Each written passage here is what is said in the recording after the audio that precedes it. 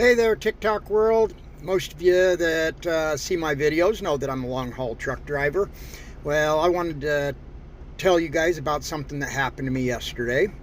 So, as a long-haul truck driver, most people, unless they're a truck driver, they have to basically deal with one clock a day, which is that clock that tells them when to go to work, when to come home, and things like that. But it's not that way with us. We have that clock to deal with, which tells us if we're going to be late to a shipper, receiver, or what have you. But we also have 4 other clocks that we have to deal with on a daily basis. Here are those 4 clocks. Okay, so this one here, that's our 70-hour clock. We're only allowed to be on duty, work, whatever, 70 hours in an 8-day period. Then this one here, that's our shift clock. Once we start our day and activate our e-logs, that goes active. That is our 14-hour shift clock, which means we have 14 hours once we start that clock for driving or what have you. Then we have this one here. That's our drive clock. What that is it says that we have 11 hours a day in which we can drive. And then last but not least, we have that one there. That's our brake clock.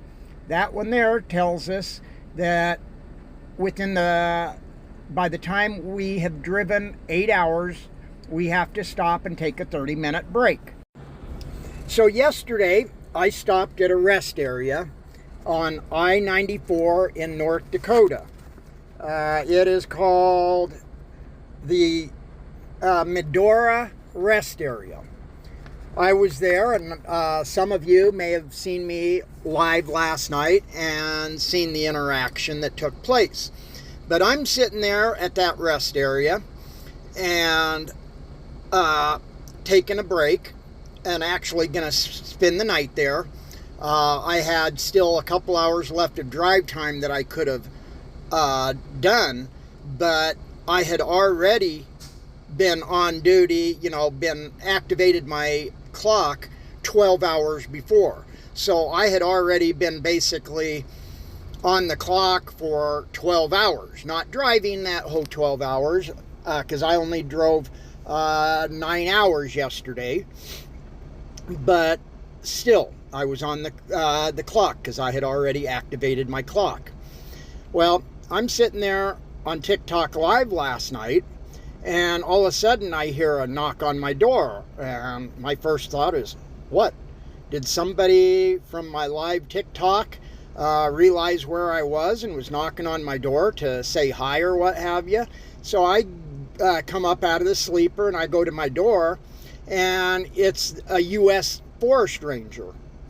And he asked me, he goes, so how long are you going to be here? And I go, I'm not sure at this point. And he goes, well, how much time do you have left on your clock? And I'm like, well, I have basically 2 hours of time. And he's like, well, you cannot stay the night here. And I'm like, excuse me?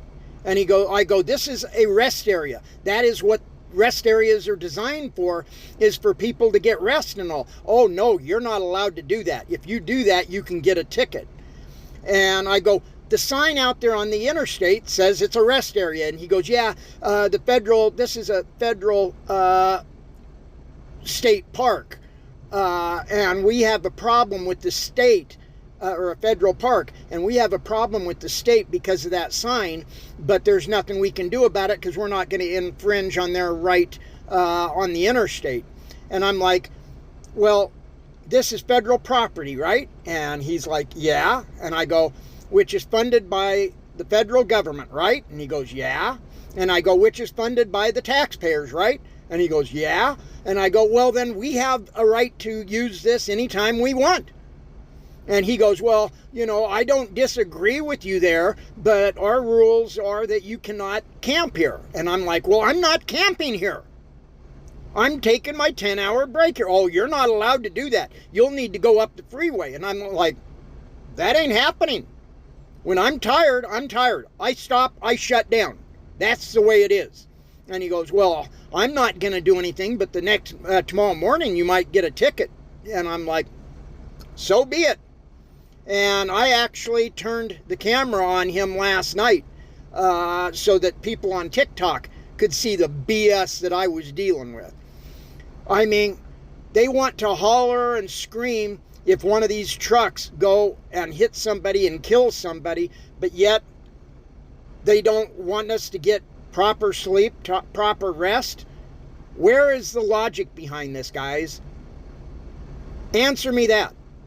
You know, if we're tired, we pull over. That is what we are trained professionals. That is what our job is to do, is to make sure that everybody out there on the road is safe. And I don't care whether my drive shift is over or not. If I'm tired, I'm going to pull it over.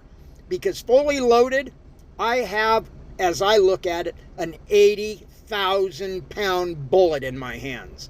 The last thing I want to do is hit a car or somebody and take somebody's life. So it's all about, if I'm tired, I don't care if I just started my day 20 minutes ago. If I'm tired, I'm going to shut down and I'm going to go to sleep. Point blank. I was fully expecting to wake up this morning and see a ticket on my window or something. It didn't happen, but I was actually kind of hoping that there would be, because I would have bought that ticket up one side and down the other. And I personally think that everybody ought to get a hold of the government and say, hey, you need to open up more rest areas for truck drivers and such, because the fact of the matter is, there isn't enough places for us to park and get adequate sleep. And if we're not getting adequate sleep, we're putting everybody's lives at risk. Not just ours, but everybody's out there on the road. And the government needs to understand that we need a place to park these trucks. You can't just pull into, some little parking spot, and go to sleep. A lot of cities and states, they have regulations, no parking on ramps, freeway ramps. I mean, I'm not one to park on freeway ramps to begin with. But there have been occasions where I have had to park on a ramp. But one thing's for sure, I never, and I repeat, never park on an off-ramp. On an on-ramp, maybe, but an off-ramp, absolutely not. I will not do it. Because when people are coming off the freeway, they're coming off the freeway at freeway speeds. If they hit the back of my truck, they could kill themselves. And if it's another truck driver, they could kill me. Where parking on an on-ramp isn't as bad because they're just starting to get onto the freeway.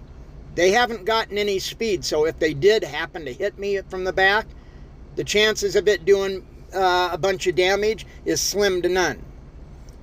But this country needs more parking for truck drivers. The rest areas, a lot of states, they're closing down rest areas. We depend on rest areas to go and get some sleep. Truck stops, they aren't big enough. A lot of them don't have enough spaces. If you don't get there in a timely manner, you're SOL. You ain't going to find a spot in that truck stop. So the government needs to find more places for trucks to park that are safe. Just a little piece of advice, give us a place to park. Give us a place to get rest. Give us a place to sleep.